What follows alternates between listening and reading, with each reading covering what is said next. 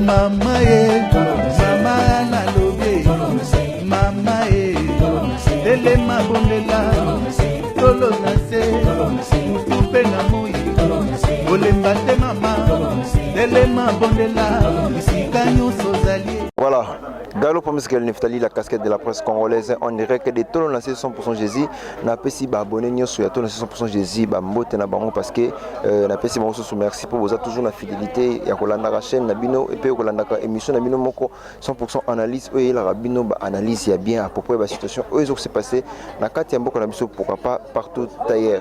Nous sommes là en direct de résidence il y a fait Dadi Dikambala où à Tika Kibiso déjà ça fait déjà un jour au Binos Boyebi à propos il y a Liwana Ye Nasi Bomona qui ba vidéo et les cas qui botala qui binonyo sobolela qui ndebiso betulela qui parce que tu dis que tous en a pas limité mais parmi les acteurs comédiens congolais azam moko il y a batu o peut passer la fierté il y a scène donc Torolobani ni soki ezaka pas cité parce que kobungisa moko na kati ya libota ezala vraiment pas si nazanga moko te nazaka kanande ko ya Dadi nasi boyoka l'autre fois to sala que mission to lobelaka débit à maladie ya Dadi ndenge ndeko expliquera biso que nous qui juste ba levir.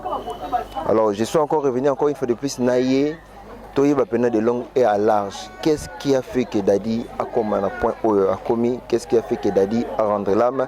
Je dirais un grand merci aussi à celui qui est derrière la caméra.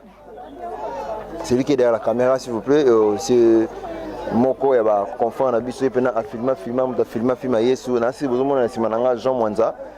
C'est lui là Jean Mwanza et à ma gauche aussi je suis avec Grâce donc ligne de concert. Mais à ma droite, je suis avec celui qu'on va faire cette émission, cette analyse Gosse Dikambala Azali, Monan Tsukabadadi Dikambala, Nasi Boyebe Zamba, Boussote Bomone à Platon Abisso, Bomone déjà tout le blanc, Mamba Levira Dadi, mais tu éviter qu'est-ce qui a fait que Dadi a Koma et Bembe Lelo.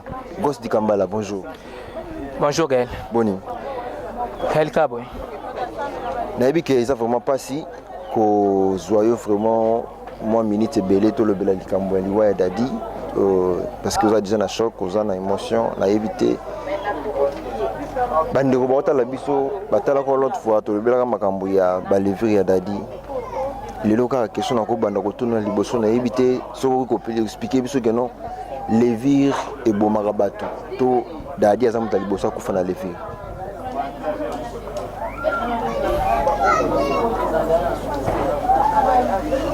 Voilà, comprenez vraiment. C'est les cadets. Avec cadet Dadi Dikambala, il est vraiment choqué. Il est sous les émotions parce que c'est pas facile d'avoir double choc. Donc comme il est là, il a double choc. Double choc, vraiment, je ne sais pas. Vous comprenez bien tout qui est non bongo. Babi, tous les lambes et bazos là, tous ces canaux et bazos c'est cas. Mais comme c'est un garçon, il va aussi se maîtriser. Dadi Azalaki, pays grand frère Nabissonia. Je sais qu'il doit toujours se maîtriser. Gosse, tout ça, il faut se ressaisir. Qu'est-ce qui a fait que Dadi a commis Dadi a qui n'a pas levé kate. Dadi ba levé c'est vrai Azaki nango. Là tout qui n'est pas hôpital parce qu'ando il a libumu. Mais là on tout ça Dadi mingi Azaki vraiment yangote. Là on tout ça Dadi mingi Azaki estomac. Le temps autour que nous sommes examen les tout qui n'est pas maman et montant besoin na ba lever voilà bandaki ko se rendre compte que estomac na épée zaki déjà na pota et bandaki ko tangisa makila estomac na ndenge ndo tangisa makila de plus en plus ando zelango qui cité et bandaki ko s'aggraver mais il y a d'autres traitements ba lever mais estomac ndezo pola na kati tant on peut ko découvrir que estomac ndi mutiza na problème. Et comment il est déjà tard, l'estomac c'est comment qui n'a et comment il est déjà cancer. Donc timère il y a l'estomac. Le docteur nous a bien dit et nous a bien expliqué que non qu'on a cas comme nango comme kamoko d'urgence. Donc faut tout ça l'opération tout l'ongolé le Congo le plus vite possible parce que il bani déjà ko bebisa ba cellule mususu. Alors, dès le coup, pas à ramener Moutarobanga, tant que le docteur a payé Sangwana, a Benginga la Kati, docteur a Benginga dans la Kati à Epsingaï.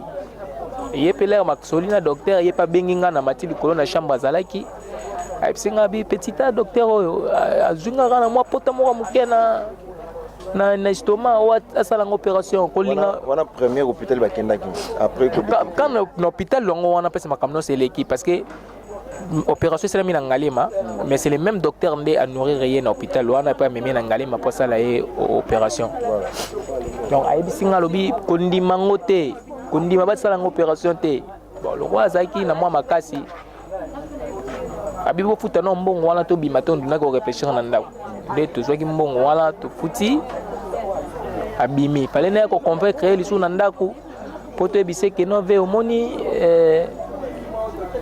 opération na po esalama parce que docteur alobi eza urgent parce que ndeti exemple lelo toza jeudi basali bacontrôle wana babengi biso bapesi ngai information pa docteur ayebisi ngai alobi no ndenge aza boye aussitôt que dasala ye opération wana donc au plus tard mercredi prochain déjà mpona nasala ye opération wana dadi azwaki biso susu une semaine na ndako mpona koluka koconvaincre ye ke non mpo basala opération donc alekisaki su une semaine moko ka boye mpo azobanga opération entre temps malade ezocontinue kosagrave ntango azwi amoni akoki susi te ntango azwi décision sikoyo ke non mpo basala ye ka opération nde tozongai na hôpital fai tokende basala ye na mokole mpo bapesi batransféraki biso mais badocteur ya mokole na ntango akomaki nango balingai na bango soki kosimba ye te baboyaki babiki antuka tosimba ye te tozongaki na ye lisusu na hôpital oyo place azalaki na gb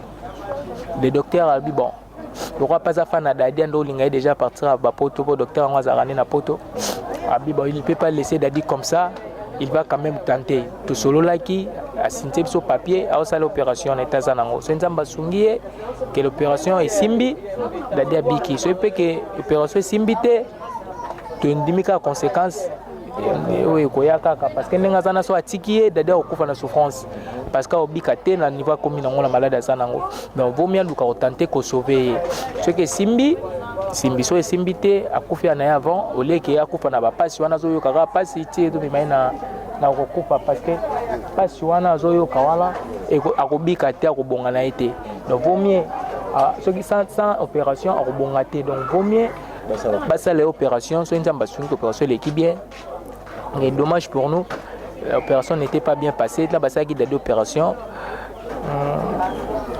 voilà merci bo comprendre biso analyse ezokende malembe toza na motu oyo aza vraiment sous choc aza vraiment na choc makasi ce n'est pas facile de perdre un grand frère artiste un grand frère star ça la fierté peut-être il y a libota donc au père des cas c'est vraiment difficile pour comprendre biso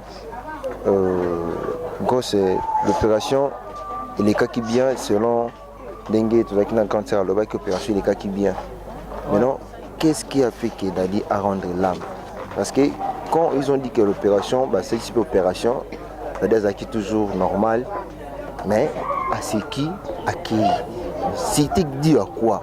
Parce que quand on voit que si c'était l'opération, on sent qu'elle est sous l'anesthésie à travers à partir de l'opération. Mais ils ont fini, ils ont bandé et la personne a séqué et puis a rendu l'âme. C'était dit à quoi? L'opération, ça s'est pas bien passé. Parce que c'est le cas qui bien moutalanga koufate. Moni opération monsieur Zalara, tant sali moto, bimise biloko. Après choc et na sima. Après choc et tkelo ya na sima. C'est vrai que babimisaki babiloko babimisaki babengi biso non biloko auto bimisi na nzoto ndona bino yango maza bien. Ils ont précisé que non zaki cancer ya pancréas. Babiki aza bien. Mais parce que là la biso place aza bien té. Ba biso ka aza bien. Ça c'était vers quelle heure? Voilà ngalo na koma pe kuna té. Voilà ngape na koma na kuna té. Wana za na information ya sur au pesa oté. Mais quand tu mtazaki wala babengaki ye ayaki pesi babiloko wana babina ifo kenda sasa ngo examen lisusu po bayeba soki maladi mshozo ninge ko attaquer po baba attaquer yango déjà azwaki biloko yango achango ka pembeni po examen ngo fallait $500 azaki no motema okita te parce que non babengaki biso te ba laksa bango dadi parce que place bando ko sa basaki dadi opération eza place so basaka batuna opération to bazo mona nde ba benga bande ko na bango bazo bazo batuna bango ba okenda bango bazo bima wana ba ocha ba na ba chambre ya biso banda to vandaki kana munoko ke aza bien mais boye toujours mon a été yaki ko arrivé c'est vrai là basaki opération silaki azalaki koloba asolaki pe na pasteur asolaki pe moi 2-3 questions na pasteur et puis asaki ba agitation mais akataki mutema asaki arrêt cardiaque ba réanimaki à la Mukaki et puis Armoro Boissali sous la station là et puis il est parti définitivement. Voilà, Dadi il est parti, paix à son âme, Kokolo Bakaka, Sinzamé Mdapé Saka, Aimé Moutazu, Maman Anne Kalamba, j'espère que vous avez une émission avec toute attention. Et pourquoi pas aussi Pasteur Carlos, les gardiens du temple, les savoirs les bien contrôlés. Papa Jean-Claude Kalamba, Maman Rebecca Kalamba, Nosa Kolumete, Sœur Adeline. Bozawana, Boza branché, Bozolanda émission en toute bonté, ainsi que couple Mwaki, Bozolanda émission Oyo. Oyo tu coopères de bon Mozali, Moko et Baptiste, et pas Nabiso, surtout que nous avons un peu, avec aussi un grand frère pour nous. Donc tout ça vraiment n'a pas si mais Togolobaka merci dans Zambé pour ceux qui étaient dans une société qui remplacé Dadi Akufi Bino Botikali tout côté dans le Cambo Italie Dadi Dikambala accueilli Atiki Bana Boni. Ouais, Dadi Aza papa et a plusieurs enfants na ko kotanga nombre na bangote pour ceux qui na bossa na ta komba mwana moko na bashoko to za na ngota musu ko sala bien te. Mais Dadi Aza na bane belé, Aza vraiment na bane belé, bana bazali. Puis nous profiter na interview oyo, na yebi sabatu oyo, ayebi kaza na mwana Dadi quelque part, biso peut-être to yebi été, famille to za na biso proya ko yambaye aya ba test ADN eza nango. Toko sala ba test ADN to mun kaza mwana biso to solo la, to samso na posa ko zoye pété ke to kanga été mais au moins to yeba ke mwana zali, Aza place nini toyi bakande ni na kosolola donc air yango yo soki mutamuni kaza na mwana akokoya numéro na ngai moko kozwanga directement gosse eza 89 67 820 donc 243 49 67 820 donc voilà tant que journaliste d'investigation journaliste analyste moko ya makasi internet oyo ayaka liboso na bino pambate il faut asala ba recherche à réunir ba makambo nyonso pour aya kolobelango. Dadi Dikambala, père de plusieurs enfants, comme tu as bien dit. Dadi Kambala, Abotina Basiboni. Gary, on a dit que tout à l'heure là, on a zaboye. Oh, biso to yebi ezami balé. Jusque là, tu yebi Gisèle, tu yebi Eni. Jusque là, ba misusu to yebi namte. Yango to na beleli. Que oh union soit yebi qui a dans mon Dadi, il peut toujours venir tout solo là, tout tel test ADN, tout le monde qui c'est bon, c'est notre appart solo les a prompté. Voilà, nazana ba recherche na salaki awa. Na lobby et Nina Gisèle, mais Dada Bota qui peut déjà bana momi balé avant Bango na Titi. Voilà Titi pas kufa na déjà moi kala na Bango là. Donc c'est-à-dire s'il faut comprendre bien Dadi Abotina Basimisa tout otozomona Titi Lusanda pe à son âme, tout moni Eni Tumba, tout moni Susuna l'autre business ni Charlie Gisèle Ketaketa. Gisèle Ketaketa. Et bon Charlie. Bon Charlie jusqu'à là Charlie Zarana Poto. Jusqu'à là dans une information CRTF. Donc Charlie na ocha na compte ya basi oyo. Oh bon c'est sûr que non en tout cas moi na Dadi vraiment test ADN yango yo. Voyez quoi Zarana Poto na habité sur to sandeni. Mais sauf que Charlie a tiré le botana Dadi. En tout cas, on a habité. Mais elle fait partie de la liste de Bassi Dadi. Donc, s'il faut tout répartir très bien, vous allez comprendre que non, Dadi Dikambala, père de 8 enfants reconnus, avec 3 femmes. 8 enfants reconnus. Dadi a 9 enfants reconnus. 9 enfants. Donc, laisse-moi d'abord finir les textos. Dadi, oui, au Kokorje Nayo. Dadi Dikambala, père de 8 enfants reconnus, avec 3 femmes différentes. Donc Titi Lusanda, avec lui, ils ont fait 2 enfants, Dati, Julia Dikambala, mariée à Gisèle Ketaketa. Voilà, avec Gisèle Basalibana, 4. Alidor, Tegra, Stéphanie et Messi Dikambala.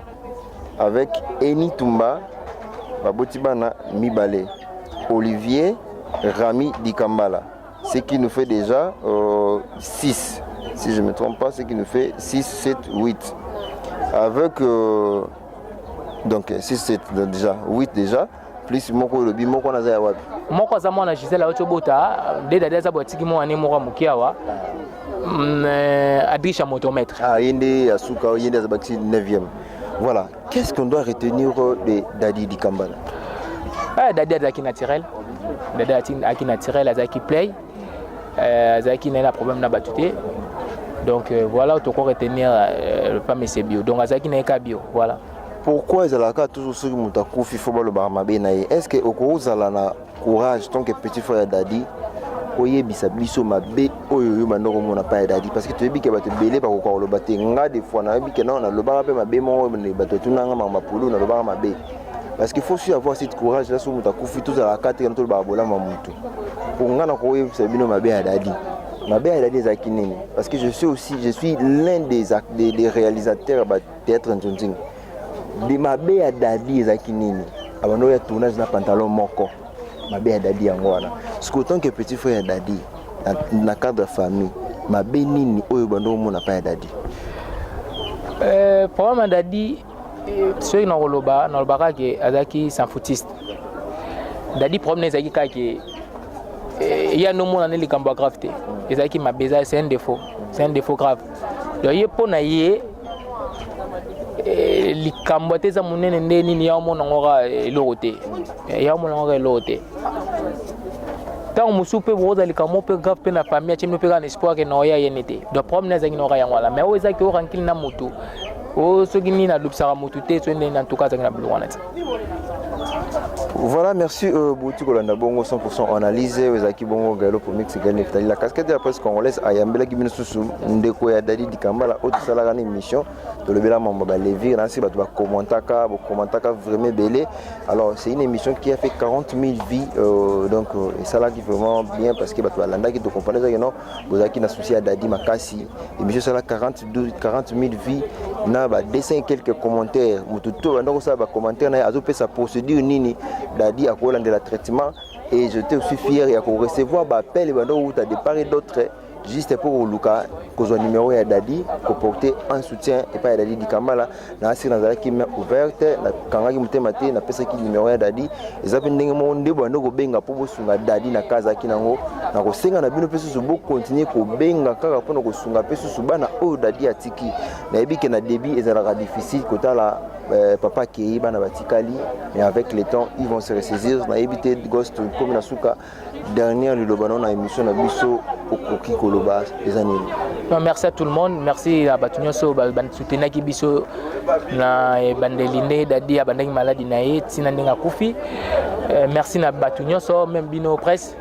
Merci na bino vraiment na ndenge bo tiki biso teti lelo. Na senga na bino pe ka rabo za na biso na motema ti maramba Dadi aussi là. Merci. Voilà. Merci à vous aussi, nos abonnés de Tolona 100% Jésus, Galop Mosgel Neftali est arrivé à la fin de cette analyse. Donc, ceux qui n'ont pas signé, merci à vous. Merci à merci à maman Anne Kalamba, qui soutenu Galop Mix na Musala Ouazosala. Merci à Jean de Dieu Sengalibanga. Merci à Jean de Dieu Mwanza. Merci à Pasteur Carlos et les gardiens du temple, le savoir les bien contrôler.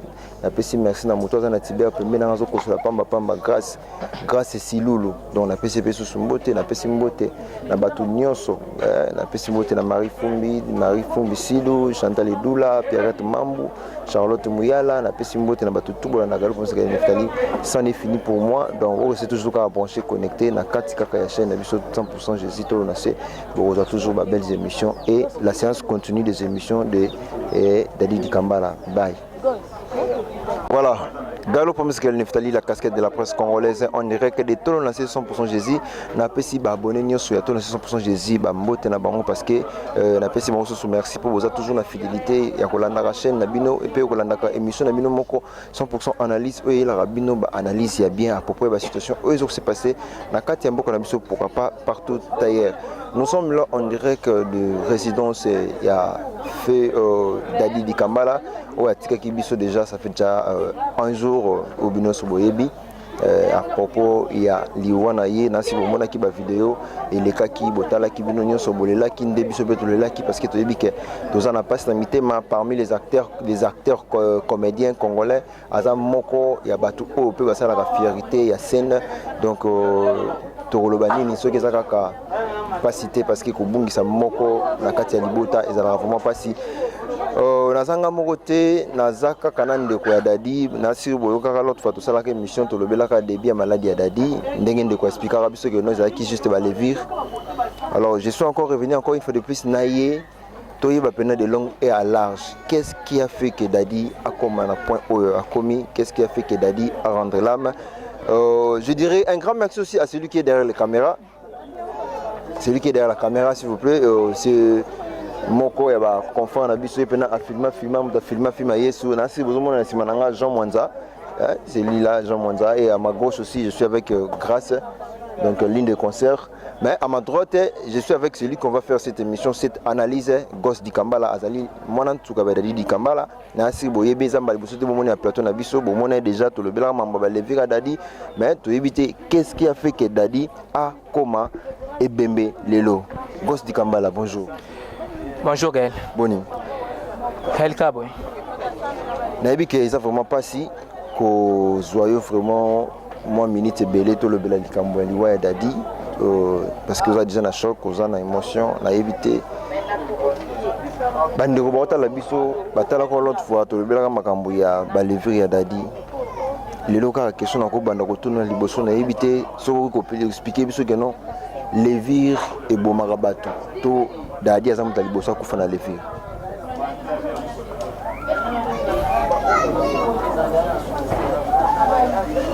Voilà, comprenez vraiment. C'est les cadets. Avec cadet Abadadi Dikambala, il est vraiment choqué. Il est sous les émotions parce que c'est pas facile d'avoir double choc. Donc comme il est là, il a double choc. Double choc, vraiment, je ne sais pas. Vous comprenez bien ce que tout non ka bongo. Babi, tous les lambes bazo les là, tous ces canambes bazo c'est cas. Mais comme c'est un garçon, il va aussi se maîtriser. Dadi Azalaki paye grand frère Nabiso Nyonso. Je sais qu'il doit toujours se maîtriser. Gosse, tout ça n'a eu là, il y a se ressaisir. Qu'est-ce qui a fait que Dadi a commis ou a commis Dadi a qui n'a pas levé kate. Dadi ba lever c'est vrai Azaki nango. D'être qui n'est pas hôpital parce qu'ando il a libumu. Mais là il y a d'autres qui Dadi mingi zaki vraiment yangote. Là il y a d'autres qui Dadi mingi zaki estomac.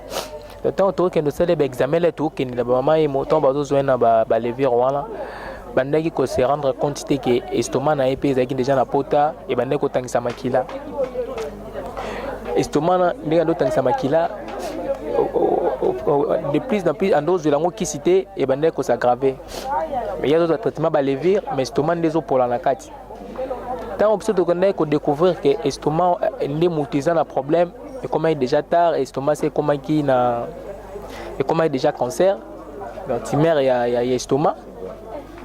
Le docteur nous a bien dit et nous a bien expliqué que non qu'on a cas comme nangoyo comme kamoko d'urgence. Donc faut tout ça l'opération tout l'ongolais le Congo le plus vite possible parce que il bani déjà ko baby ça ba cellule mususu. Alors, dès le coup, pas à ramener Moutarobanga, tant que le docteur a payé Sangoana, a benginga la kati, docteur a benginga dans la kati à Epsingai. Il y a pelé Maxolina, docteur, il n'y a pas benginga na mati du colonne à chambre Zalaki. A Epsingabi, petit docteur, a Zungara, moi, potamo mukena. Na estomac ou à sa opération on a premier hôpital après quand l'hôpital on a passé ma camion c'est l'équipe parce que opération c'est la mine en galima mais c'est le même docteur qui a nourri rien à l'hôpital on n'a pas même en galima pour ça la opération donc a singa lobi kondi mangote kondi maba sala opération te bon le roi Zaki na moi makasi abibo futa no mbongo wana to bimaton na ko réfléchir na ndako de to zwaki mbongo wana to futi abimi fallait na ko convaincre les sous na ndako poto ebise que non ve omoni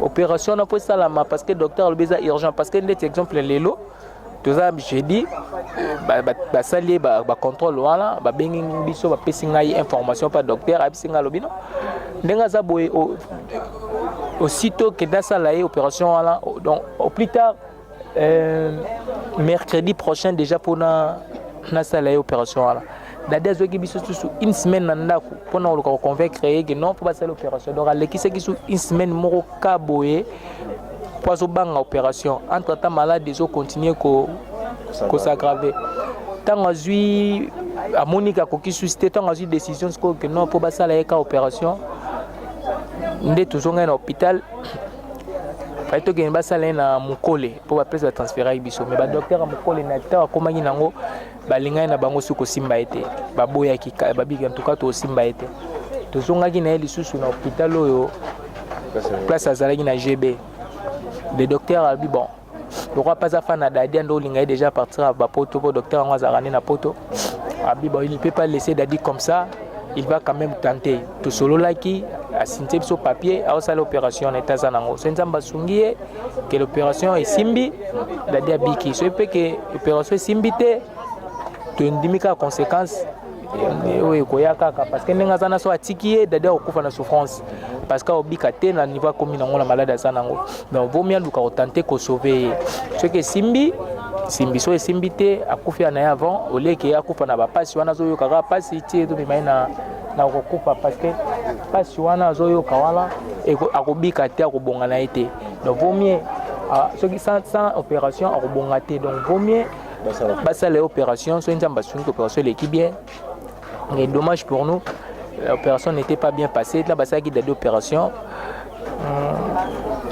voilà merci bo comprendre biso analyse zo kene malembe toza na mutu oyo aza vraiment sous choc alors vraiment la choc makasi ce n'est pas facile de perdre un grand frère artiste un grand frère star. Alors ça la fierté peut-être il y a Libota donc au père des câbles c'est vraiment difficile pour comprendre biso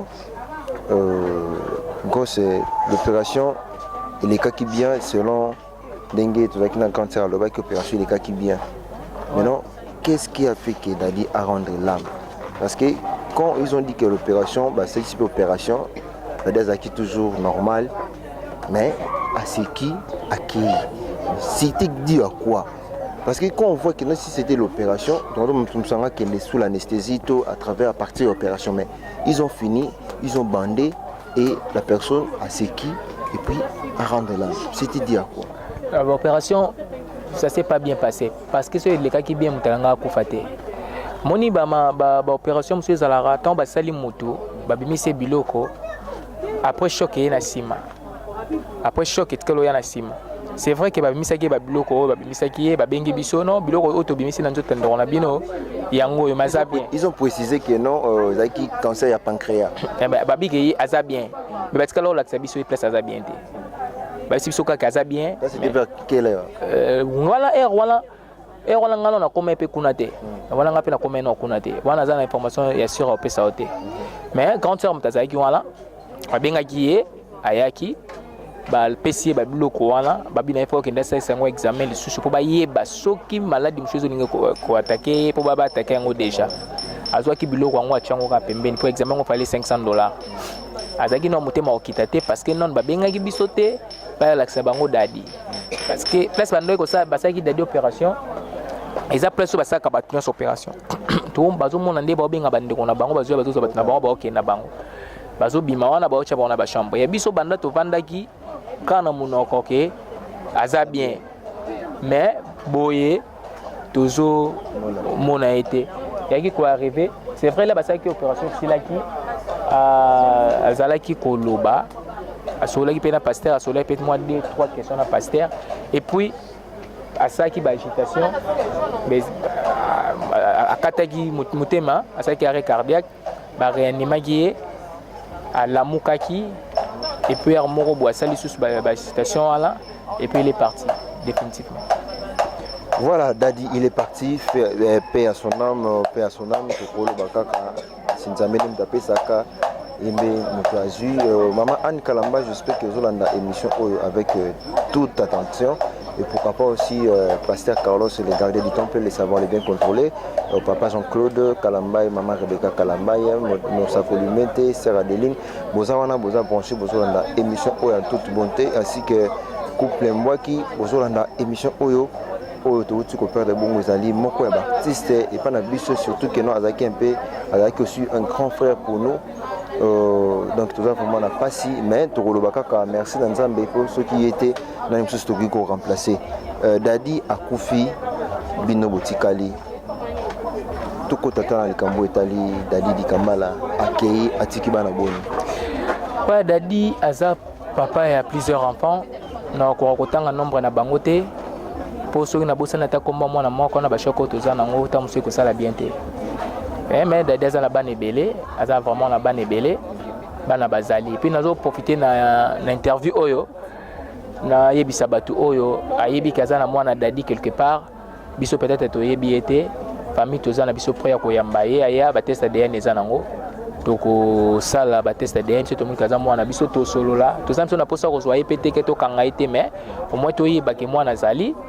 À sa place nini to yeba ndeni na kosolola donc r yango yo soki mutamuni kazana mwana akokoya numéro na ngai moko kozwanga directement gosse eza 89 67 820 donc 243 89 67 820 donc voilà tant que journaliste d'investigation journaliste analyste moko ya makasi internet oyo ayaka liboso na bino pambate il faut asala ba recherche à réunir ba makambo nyonso pour aya kolobelango. Dadi Dikambala, père de plusieurs enfants, comme tu as bien dit. Dadi Dikambala, abotina basiboni. Gari on a kolobano tout à l'heure là, ndena zaboye. O biso to yebi ezami balé. Jusque là, to yebi Gisèle, to yebi Eni. Jusque là, ba misusu to yebi namte. Yango to na beleli. Que oh union soit yebi kana mona Dadi, il peut toujours venir to solo là, to faire test ADN, tout le monde que c'est bon, c'est notre appart solo les a prompté. Voilà, naza na ba recherche na salaki awa. Na lobby Eni na Gisèle, mais Dada botaki pe déjà bana momi balé avant bango na Titi. Voilà Titi pas kufa na déjà moi kala na bango là. Donc c'est-à-dire s'il faut comprendre bien Dadi abotina basimisa tout otozomona Titi Lusanda pe à son âme, tout moni Eni Tumba, tout moni lisusu na l'autre lobby nani Charlie Gisèle Ketaketa. Gisèle Ketaketa. Et bon Charlie.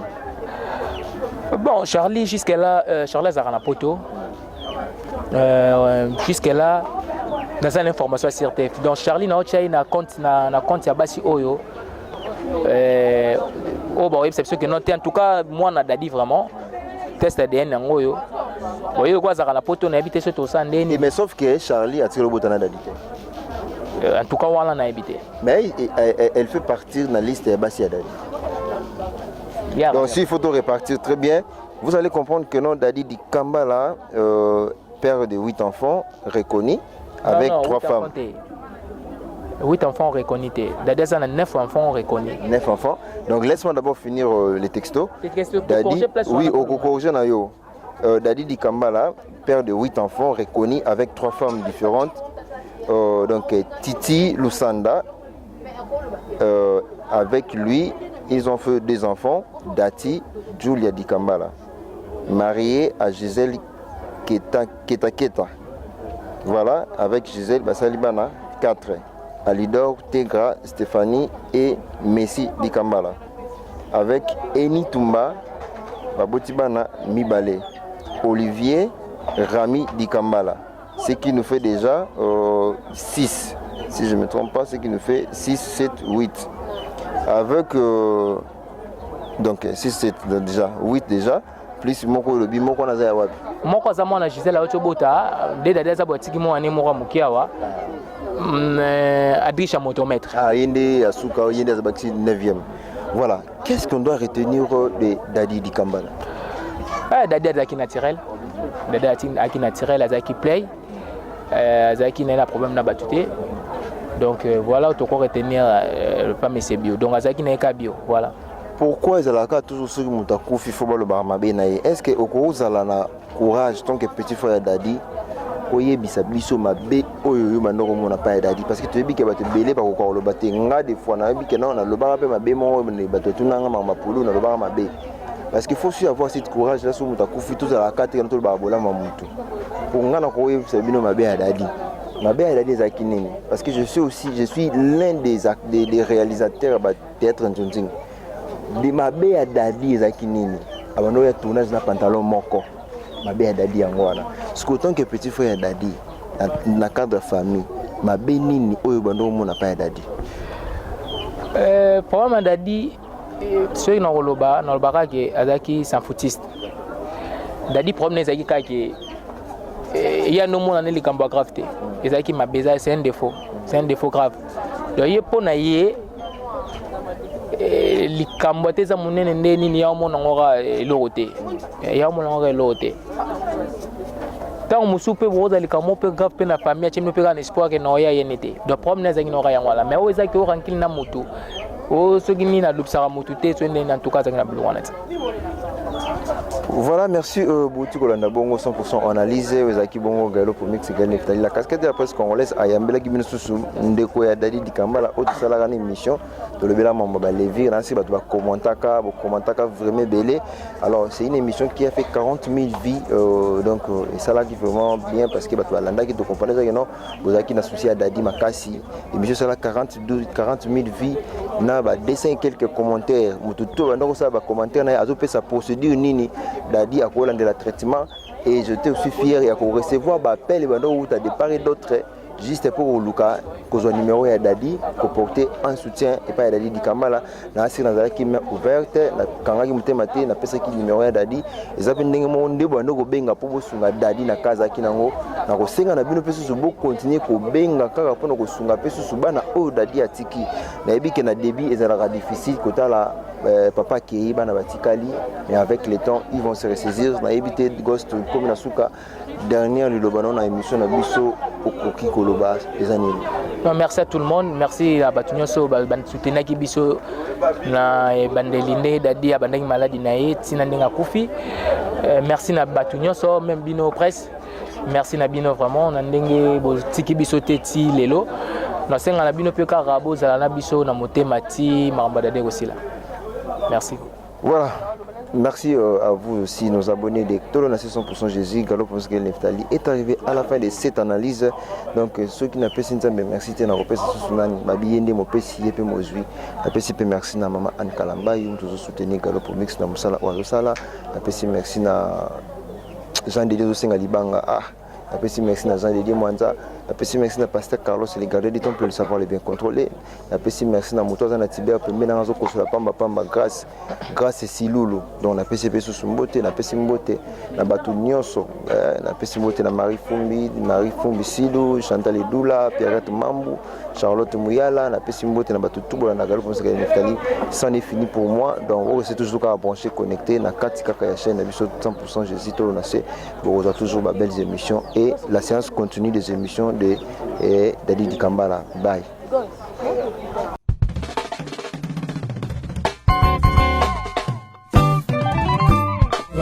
Oh mama ye, mama na lobe, mama ye, tele mabondela, tolo nase, mutupe na moi, olemba te mama, tele mabondela.